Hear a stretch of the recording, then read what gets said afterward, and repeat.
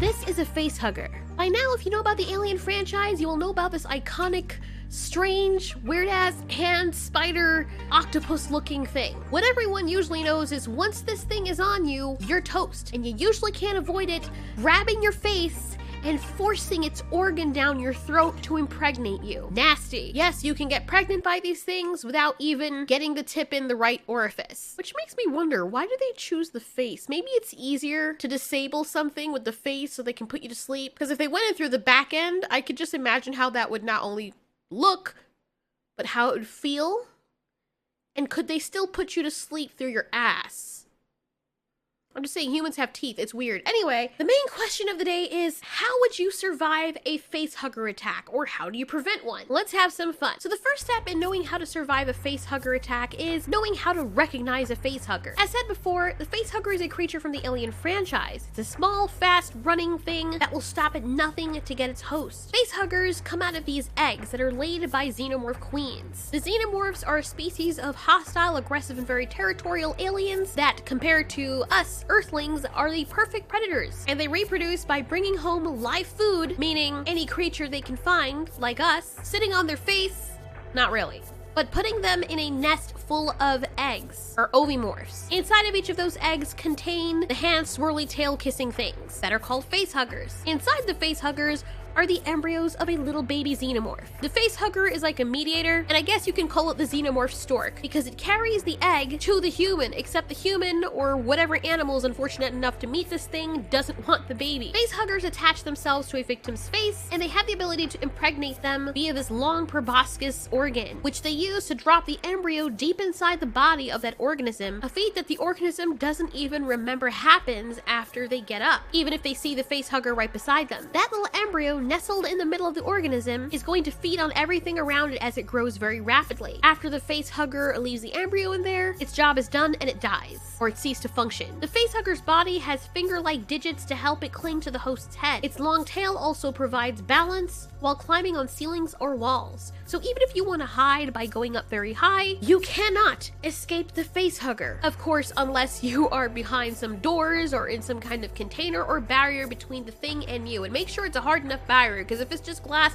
that thing's busting right through. It needs to feel its little tendrils slide down some sweet walls. And trust me, it will stop at nothing to get to you. If it's the last thing it does, which it will be. I wonder if they feel pleasure. Facehuggers are very sneaky bastards.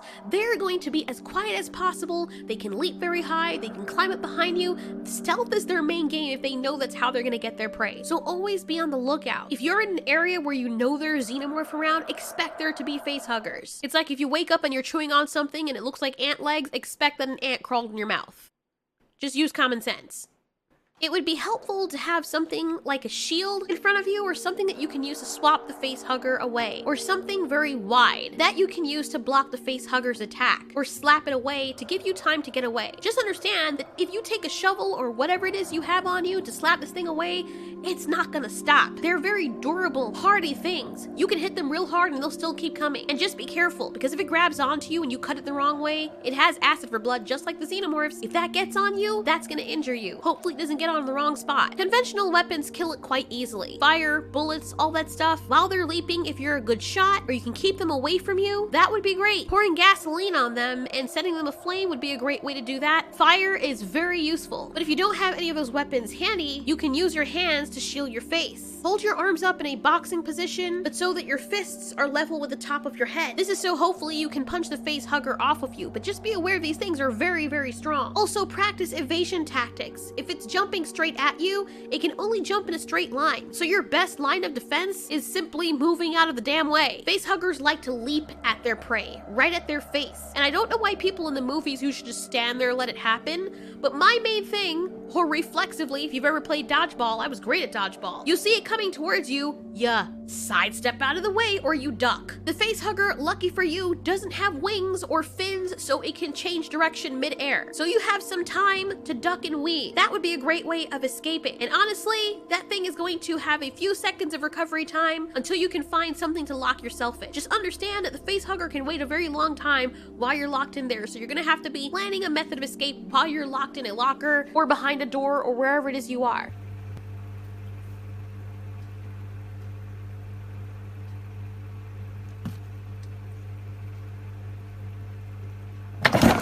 fuck? You can also trap the face huggers. If you have a box with you or some kind of bag, a box would be better. Leave the open side away from you, so if the face hugger leaps towards you, you can literally just have it jump into the box and trap it under there. You can also use very flat, hardy items like frying pans, but just be aware also that there's a very strong possibility that there may be more than one face hugger. So you could just fight off one and have 6 more on your tail. Ducking and dodging is the best way to get out of that situation, and protecting your head. How do you protect your head from face huggers? We know the basic answers. Make sure you're wearing a suit of armor. Well, in most situations, people aren't at the ready with neck and face armor. Your neck is very vulnerable, and even if you cover your mouth, the face hugger's real weapon is its tail. I would advise closing your teeth down as hard as possible, so even if it lands on your face, it can't push its proboscis in. It may very well try, but if you are biting your teeth to kingdom come, as painful as it would be, it's better than having that thing get inside you. But that weapon, the tail that I talked about, is the other problem. Even if you have your teeth gritted and welded shut, the face hugger can tie its tail tightly around your neck with precision, not just to anchor itself to you, but also to tighten your neck to force you to gasp as you're suffocating so you can open your mouth. You may say that you can outlast the face hugger and just not, but guess what happens? Eventually, you'll pass out, and guess who's gonna have their way with you as you're passed out? So not only do you have to protect your mouth by shutting your teeth down as hardly as you can, but you also have to protect your neck. And if you have no armor, how are you gonna do that?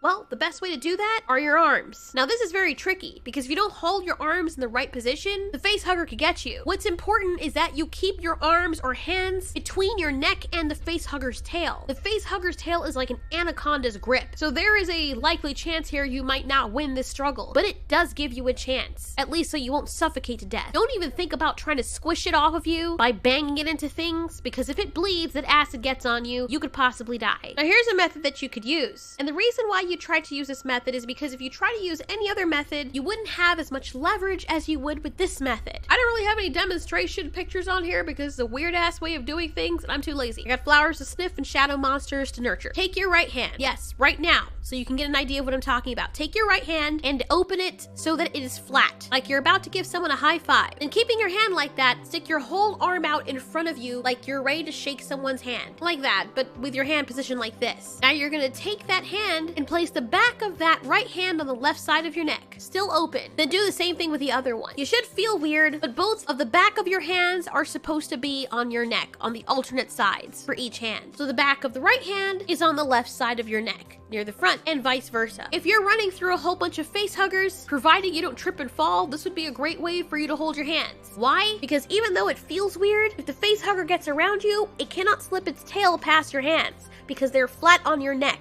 and you're making a crisscross motion in the front of your body, looking like a large X, marking your chest. Once the tail gets around your neck, your hands will be open and there. And naturally, because of the tension of the tail, your hands are gonna close shut on the tail. Now you can use this leverage to pull the tail down and off of you. If you had your palms facing the other direction, you wouldn't have as good leverage as you would with the position I told you to take. Pushing out and pulling down would at least give you some time so you're not suffocated by the face hugger. And gritting your teeth would also ensure that it's not going to make its way inside you. But there's one big problem. You're still running out of time. You need to get that tail off you ASAP. Now, that's easier said than done, as the Xenomorph face hugger's tails are very, very powerful. Have you ever tied a knot or a rope and had it snag and then try to get it off, and then you have to use like the end of a fork or a very thin, sharp object to get that shoelace or knot untied? It's kind of what it's like with the face hugger's tail. Even though it's not a knot, that's how powerful it is. You really have to use some elbow grease to get in there just to keep it from suffocating you to death. And even still, you might suffocate because while the tail might not be all the way wrapped around your neck to make you open your mouth, the creature is still flat against your face. And the only way you can get oxygen at this point in time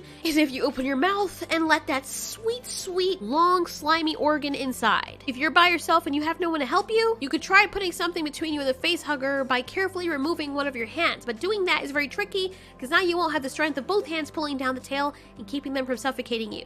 Your best bet is to put your all into it and take the tail completely off your neck. Because once you do that, you can grab the face hugger off of you and hold it by its tail and fling it to the other side of the room or wherever wherever it is you are. There's another way you can survive an attack from a facehugger. Jump into some deep water. I may be wrong. I'm going to be completely honest. I did not read all the comics or barely any of the comics for the Xenomorph franchise, but I know what I saw in the movies. And even though I know Xenomorphs can swim, I didn't see any indication, or I don't remember any indication of facehuggers having the ability to swim. Biologically, it just looks like it would be a chore. They look like they're designed for climbing and going on land. With their little tendrily finger-like apparatuses, even with those flaps on the back, I don't see how they'd be able to navigate water and swim very well. Sure, they have a tail, but I feel like they'd be sloppy swimmers, at least compared to you. If they can't swim, that would be a great way to get away from them. So if you have a deep pool of water at the ready, you can just jump right into it. Be on guard though, because they might jump in after you. However, it's possible they may not swim as fast, and you'll get time to get away. Let's just hope that's the case. Now, those are things you can do if you are facehugged. But what shouldn't you do? It's hard to say don't panic, but in this case, seriously, if you panic and make the wrong move, you can literally hurt yourself worse. The more you panic, and if it's already wrapped around you, it will just tighten its grip around you. At this point, unfortunately, the only thing you can do right now is relax and let it happen. Now, I'm guessing you wouldn't have a paper or recorder at the ready, but if you know there's xenomorphs around and there's a possibility that you might encounter one of these things, it would be very important that you would carry around some method of being able to notify yourself without having to actually write a note. Maybe you could have a keychain attached to your belt. You only have a short space of time before this happens because regardless, as soon as your face hugged, this thing is starting to put you to sleep. It doesn't want you to struggle or be scared.